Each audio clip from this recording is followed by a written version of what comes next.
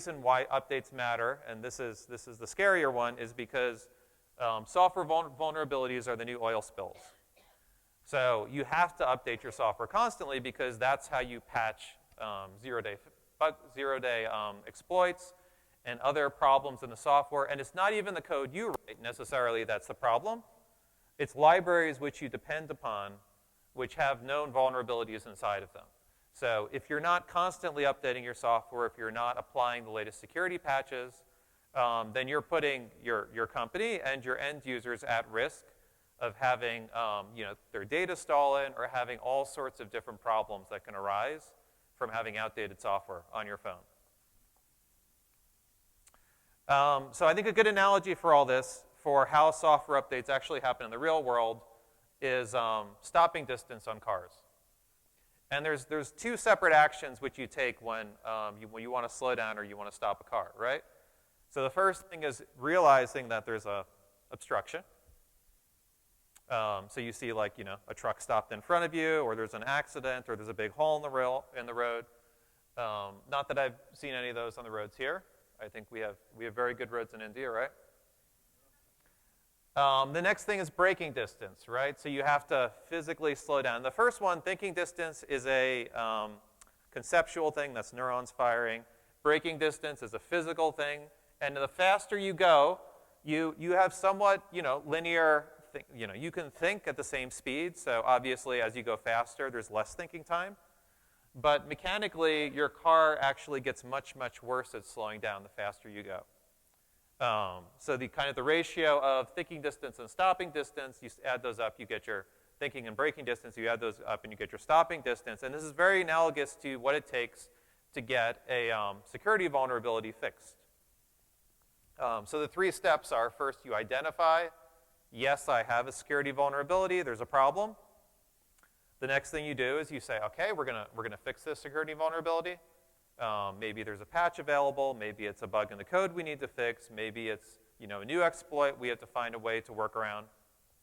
And then once you've fixed the exploit, then you have to deploy it to production. And the total distance, the total time from that it takes you to effectively patch a security vulnerability is from when you start identifying to when you finish deploying. So similar to stopping in a car.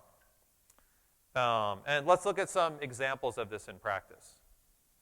So one example, this was published in the Register in May of 2017, was there was a ransomware attack against hospitals in the UK. And this actually caused issues where the machines, which they use for dialysis, that they use for x-rays, that they use for patient operations, they actually were being taken over. And they had to shut down the hospital while they addressed the exploits going on in the hospital. So this is a real impact to patients, right? If you're in need of urgent care and you're a patient at the hospital and the whole hospital has to shut down to fix a software issue, then this is putting real people's lives at risk here. So this was an easy to identify problem, right? So ransomware is nice. It lets us know, hey, I'm here. I've taken over your machine. The fix was actually fairly straightforward as well. So this was 2017, and they were running Windows XP. So that was 2 years ago. Not such a good idea. I'm pretty sure, when did XP come out? Was that 2000? Okay, a really long time ago. So obviously they missed a few software updates along the way. So it's not a big surprise that they had security vulnerabilities. It took them, they had to go back and do updates for years of operating systems. And this took them a long time to deploy at the hospital because they'd been backed up so much on software updates. Getting all of the hardware and the machines to be on a current version of non-exploitable Windows actually took them a very long time. So this is a really bad case scenario, right? You're putting people's lives at risk. You have outdated software, and it's affecting people's health. So another example is Spectre and Meltdown. So these are chip-level exploits, right? And what they do is they were discovered in the way which processors work. In the case of Spectre, you can write a few lines of JavaScript. You can get data from another process running in memory, but it's possible to patch this. So the good news with something like Spectre is that you can do an operating system level fix, and then you can solve it. The bigger issue is that with Meltdown, you can patch it with a few lines of JavaScript. With Spectre, the bigger issue is that what it depends upon is what processors do for predictive branch execution. And so when you write program, the processor is constantly deciding, trying to predict which branches are. It does execution ahead of time. And the way you write your code affects the way the predictive branch execution works. This is something where it's not easy to patch in your operating system code because it depends on the application code. So you're in a situation where you have to update your software to account for vulnerabilities like Spectre. And in some cases, you can't solve it in all cases. So this is something which is a continual struggle as software developers to write software which accounts for this. So in this case, you want to patch it as quickly as possible, identify it in your software, deploy it. But the question is, how do we quickly get those updates in our own software where we're addressing security vulnerabilities like this? So there's a really good study which goes into the state of DevOps. It's published by the DevOps Research Institute. This was recently acquired by Google, so it's now part of the Google Cloud Platform team. And the person who does all of this is Nicole Forsman. So she works for Google, and they actually survey a large set of companies to see how they're doing for DevOps practices, how they're doing for continuous deployment, and they rate the companies.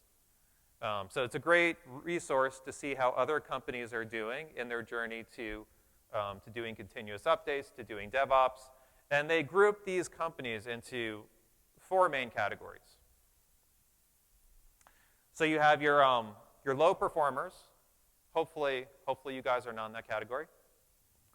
You have your medium performers, so that's where the bulk of the folks are.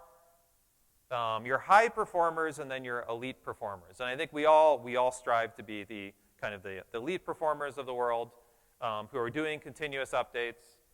We'd like to be like Netflix or Google or Facebook or other folks who are updating on a continual basis. Unfortunately, we're not all there, but what you'd like is a deployment frequency where your organization's continually deploying to production on an on-demand basis with multiple deployments per day. And this really isn't a new concept. So this continuous software lifecycle and processes has actually been around for a long time. And you can see this with things as old as extreme programming. So anyone do XP back in the day? Okay, so we have a few process folks. I think Scrum is more common now for companies. Who's doing Scrum in the audience? Okay, so quite a number of folks. And basically, your goal is to reduce cycle time on your software development process, right? So you have your iterations, and you work as quickly as you can, and then you do stand-up meetings. If you look at the Toyota system, the goal here with industrialized manufacturing is to decide as late as possible and deliver as fast as possible, and this is what's inspired Kanban to do incremental change. And so that's where we want to get to, is to be continuously updating our software. And this is something which has its roots in process, in different software processes and even industrial processes like the Toyota production system. So, have I convinced you guys you want to update faster? Yeah? All right, so let's talk about perhaps how not to update faster. So as mentioned in the bio, I'm historically a Java developer. So I'm best known for hacking on Java code, and I used to work with this guy, Mark Reinhold. And he made this big announcement in 2017 that the release time for Java was going to be every 6 months. And if you remember historically, Java releases, they varied from anything from 3 years to, I think the worst case was like 8 years between releases when Sun got bought by Oracle. So there's been a history of very infrequent releases, and they put their foot down. They're like, the world needs more frequent updates. We need to address security vulnerabilities. We need to be releasing more often. People want features faster. So every 6 months, we're going to release. So let's see how this went. So this is a report by JetBrains. Actually, they're right out in the lobby, so you can say hi to them. And they did an ecosystem poll in 2019. They had 7,000 developer responses. So this is a very credible report. And one of the questions which they asked folks was, how are you doing with updating to the latest version of Java?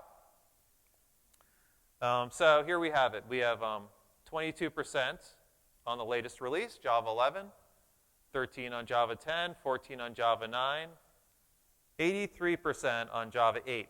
So this is the release before they sped up the release cadence. And some unfortunate souls stuck on Java 7 and before. I'm not going to embarrass you by taking a poll. So as you can see, there's a problem here, right? Why did the world not upgrade to Java 9, to Java 10, to Java 11, right? So obviously there's something wrong here. So the way of looking at updates and whether we want to take updates as individuals is, we'll start at the top right here. So the first question is, there's an update available, do we want it? So hopefully the answer, maybe it doesn't have great features, maybe there's no security vulnerability, then you go down the no path and you're like, well, no, we don't need it. But hopefully the answer is that yes, we actually want the update, and then we ask ourselves, are there high risks? Is this something we want?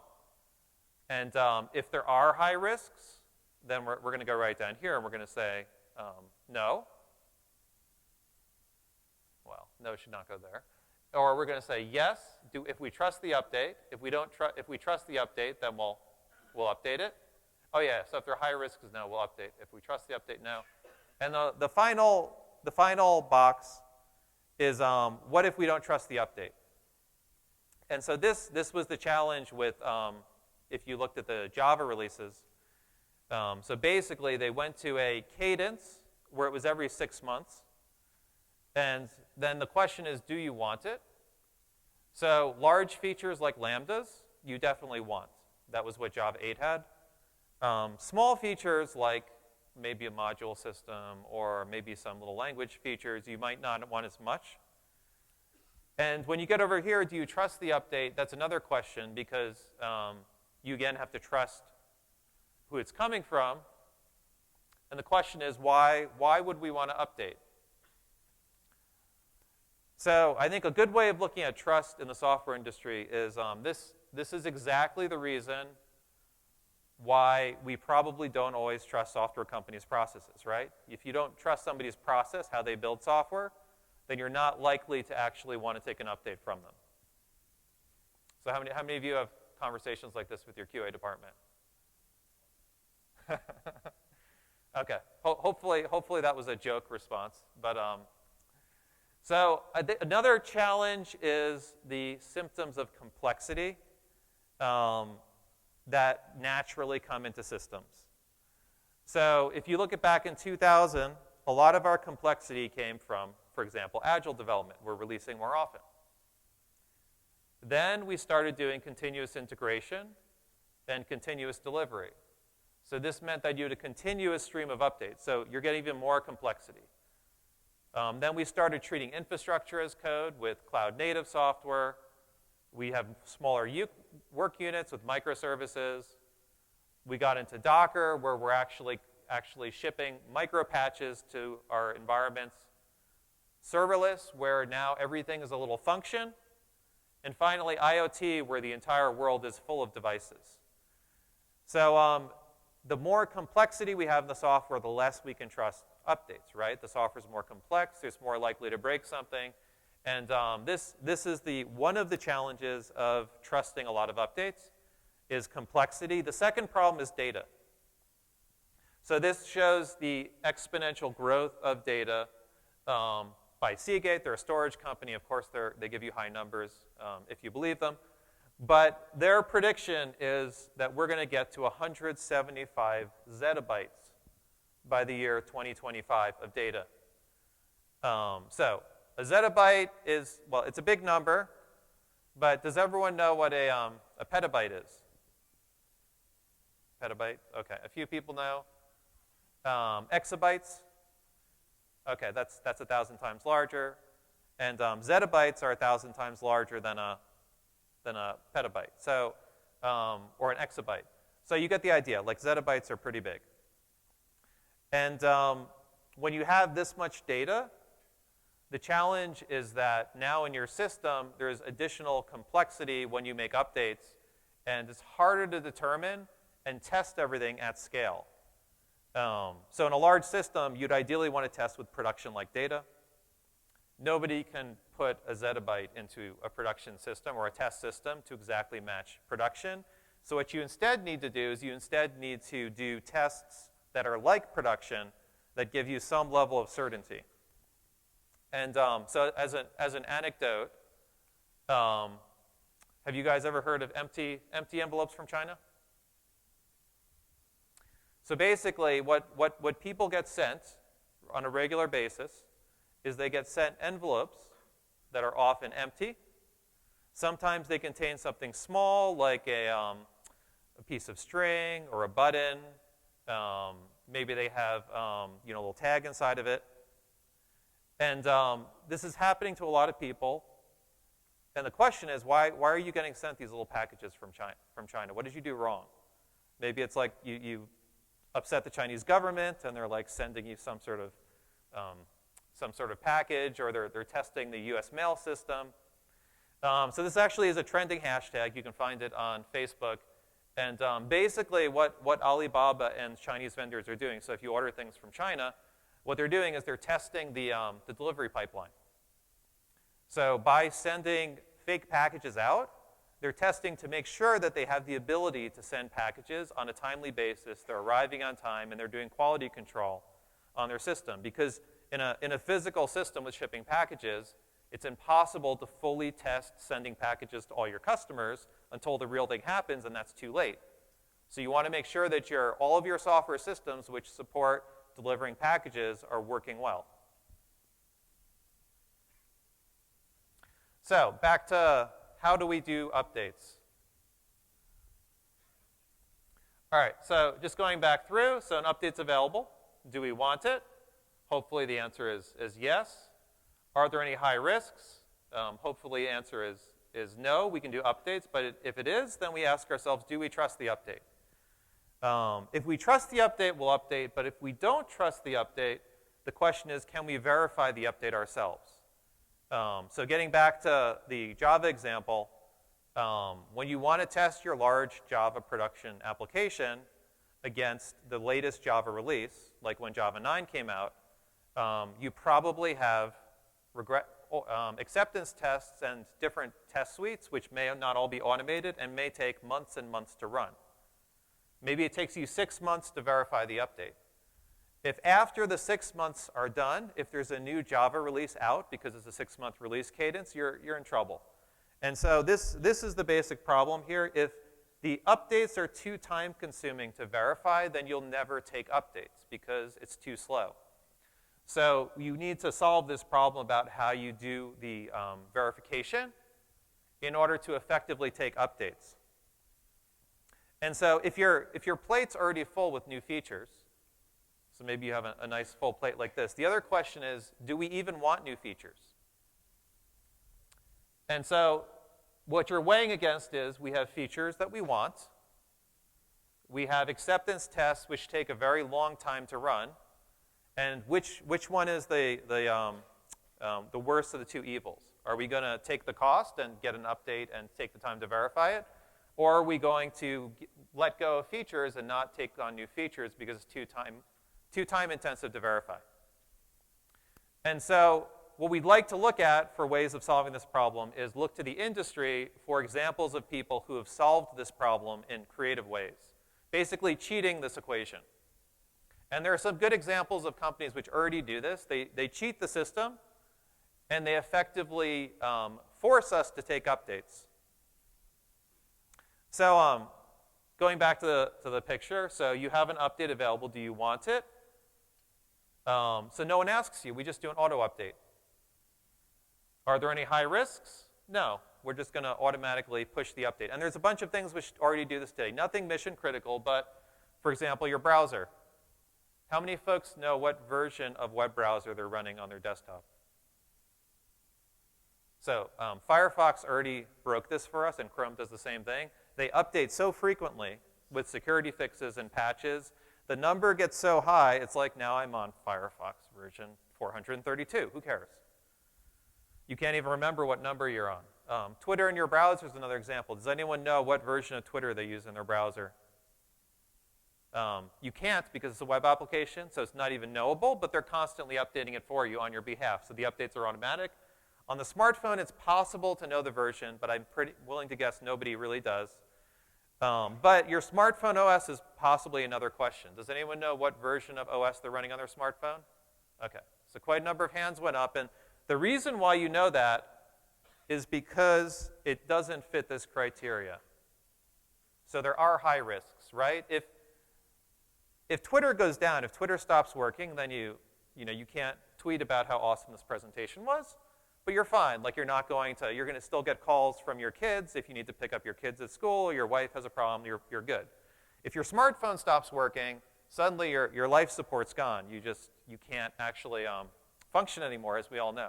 We're very dependent. I would be physically stuck here in this venue because I've forgotten how to hail a cab now. So what can possibly go wrong?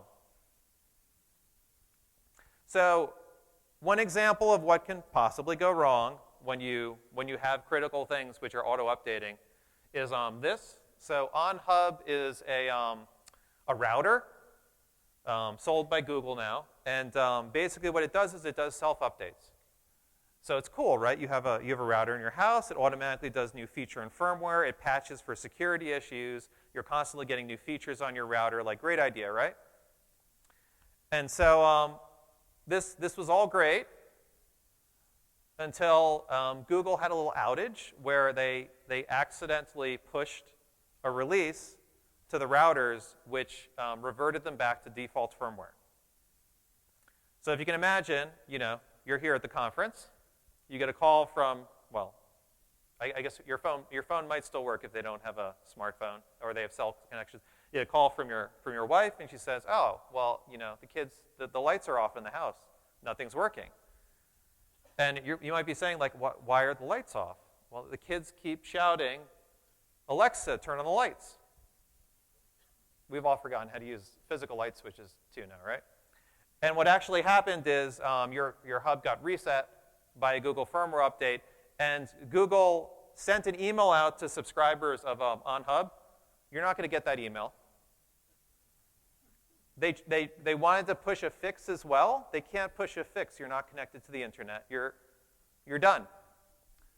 So this is kind of a worst-case failure scenario, but there is a pattern to solving this, and this is the local rollback pattern. Basically, what you're solving for is catastrophic changes where an over-the-air patch won't reach a device. There's a few situations where this is really crucial. And basically what you want to do is you want to have a local version stored on the device, which you can roll back to. And that will allow you to get back to a known state and then continue on. So there are a bunch of examples of systems which are embedded, which have to have behavior like this, or you get exactly what happened with OnHub, where you kick people off of the devices and they can no longer use it. One of the examples of something which really needs this, perhaps, is your smart car. Does anyone have a smart car? Okay, not too many people here. I live in the Bay Area, so every other car is a Tesla. But an example of a not as smart car was Jaguar actually had to recall all of their cars. So they do traditional software patching of their cars where you take it to the dealer, you do updates, because they had an issue with their braking system. So this is a big problem. In Jaguar's case, it was only the regenerative braking issue. So it wasn't the end of the world, right? There wasn't a huge safety issue. You just were losing efficiency in your car. But this is a big problem. If you're driving something mission critical and you need to get updates to it, it can break things. So the pattern for this is physical recalls are costly. You can't force an upgrade. The solution is do over-the-air updates, preferably do them very often. Continuous updates are even better. So another example of this is Tesla, extremely popular. They actually do updates to cars on a constant basis, but they tend to batch updates together. So you'll get an update every few weeks. It'll contain a whole bunch of different patches together. And there was one issue which was particularly concerning, which was phantom braking. So basically what would happen is, the car has self-driving capabilities. It can do limited self-driving on highways in different situations, but the way it perceives the world, it would have some small issues in certain situations where it would perceive there's an obstacle when there isn't one. It would brake suddenly in the middle of the freeway, and then suddenly you're putting yourself at risk because your car is acting erratically and somebody else could crash into you. So you guys would all want this update, right? If this was available, would you patch your car? Okay, well, if you had a smart car, you'd probably want the patch, right? But it had to wait for something more important, chess. So this is the problem with bulk updates, right? When you have a bulk update, when you have lots of different updates coming together as a batch, then often the anti-pattern you end up with is important wait for not important large features going in. So this is another pattern for continuous updates. Do things in small batches so you don't have important features waiting for non-important features. And then you won't end up like with Tesla, with folks at risk just because you're waiting for the chess game. Okay, so another example, a mobile example. So mobile apps are good, right? They recommend updates all the time. They're updating on your phone. So this is all goodness, right? You can get new updates overnight. And one example of this actually is a developer who wrote an app about their development experience called Noob's Adventure. And so one of the things he experienced was that on one of the updates for Noob's Adventure, suddenly a bunch of people's systems started breaking. So basically the game became unplayable for a certain set of the audience. What actually happened in this case was in the feature update, it added and used some templating. Templating uses the $ signal as the way of capturing templates. Apple's servers would sometimes return back prices with dollars and sometimes not return prices with dollars. So this hit some set of users, but not all users, so it was quite hard to test for. And then after releasing this, with software which was supposedly tested, it ended up that there was a bug. It took time to understand what went wrong. So getting back to our example, you have to identify that there's a problem first. It's intermittent. You have to identify what went wrong, which is also really hard with intermittent failures. And then you have to deploy a fix, and Apple doesn't have a rollback scheme. You can't roll back to a previous app version. The only way to update it is to push a new app version. All right, so this is a 4-part for the actual solution to this. The first part of this fix is canary releases. Don't mess up your entire user base. Just release to a small set of users, see what happens with them, and see how they get affected before you release to the entire user base. Netflix, a whole bunch of companies do this. It's a very good way of figuring out if you have a bug before it goes out. The next thing is adding some observability and monitoring to your application so you can actually see what's happening to your users by targeting and by logging things which are happening.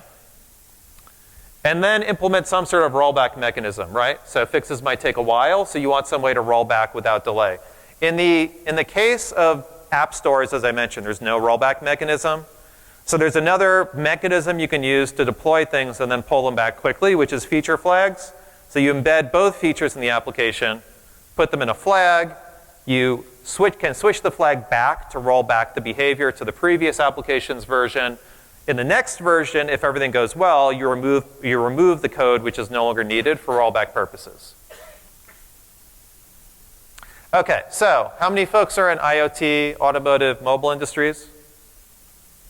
Okay, so you guys all understand this stuff. I think probably the rest of you are wondering why this doesn't apply to me, right? I don't have these problems. You still have a lot of the same challenges. So it's easier for you because you know that you're deploying on a server, you know the state of the system, you know the version of the system, and you have access to the system, but you still are subject to the same sort of vulnerabilities as folks who are doing mobile algorithms. And one example of this, which was catastrophically bad, this actually is a great historic use case of what not to do. Knight Capital had an issue with their software where they took $440 million in losses. And basically what happened to them is they pushed a bunch of code changes into production. Only 1 out of 8 servers was not updated. So most of the servers got updated, but there was 1 server which didn't. The new clients were sending requests to the machine containing the old code, and it was breaking, right? So the assumption was that we've caused a bug. So they rolled back all the servers. So you have new clients who are only failing on the one machine which wasn't upgraded. And once you did the rollback, so all of the new clients are talking to old servers, now 100% of the requests are failing. So if you can imagine, if you're an engineer working on this, you're leaking tens of millions of dollars every minute that the bug doesn't get fixed, and you put a rollback into production that made the problem worse. So this is kind of a worst case scenario for what happens if you don't get DevOps right, if you don't have the right monitoring, you don't have the right alerting, you don't have the right debugging. Unfortunately for Knight Capital, this was the end of their business. The losses actually caused them to close up shop, and this was the 2nd largest trading company, and they disappeared basically overnight. So the first solution to this is automate everything, right? We're humans, we make mistakes. You don't want mistakes in your financial trading application. Forgetting to update a server causes catastrophic results. You don't want to be the guy who forgot to update the server. The second one is frequent updates. If you update really often, you get good at updating. So the more often you update, you're creating a muscle memory and pattern where you're going to get it right. And hopefully the deployments you're making are in smaller increments, so there's less risk for each of the deployments. And the third one is state awareness. So you have to be careful that the system you're updating often has state effects in it. So reverting, like in the case of Knight Capital, doesn't always fix the state problem, and you can actually cause more issues if you don't test reverting the code. So here's another example. So the CEO of Cloudflare, he publicly bashed Verizon and Noxian, some of the people who they depend on for infrastructure, for being unreliable and having an outage. And lo and behold, a week later, Cloudflare had their own outage. And they then were eating register headlines because they just finished bashing other companies, and they ended up going down all by themselves. So the first story of this is most companies should learn from this. Be kind. When you go out and you trash talk your competitors, it comes back to bite you. So don't be a schmuck. But the kind of the technical lesson to learn about this are what actually happened with Cloudflare is it was the deployment of a rule in a regular expression. And a single misconfigured rule caused their regex to spike to 100%. And they took down their entire infrastructure by having one misconfigured regular expression. So if you can imagine, this small mistake is very easy to make. For any of us who've written regular expressions, we know they're easy to write, they're impossible to read. So you don't want to distribute a regular expression to your entire server cluster. What you want to do, again, is canary releases Release to a small set of servers, test for behavior, make sure that you're not affecting your users. And if they'd perhaps read the label on their bleach, they would have known this. Because we've all known this for a while. You don't put your cleaning solution on the entire surface you're trying to clean. You test an area. You're like, oh, the finish on my sink actually gets destroyed by this cleaner. I should not do that for my entire sink. And so it's the same idea, just being applied to your software updates. Another example is MoviePass. They had to shut down for several weeks to update their app. If this is your business, if your business is selling movie tickets, having an issue with your software where you have to actually shut down your software for several weeks is just not possible. So you want zero downtime updates if possible.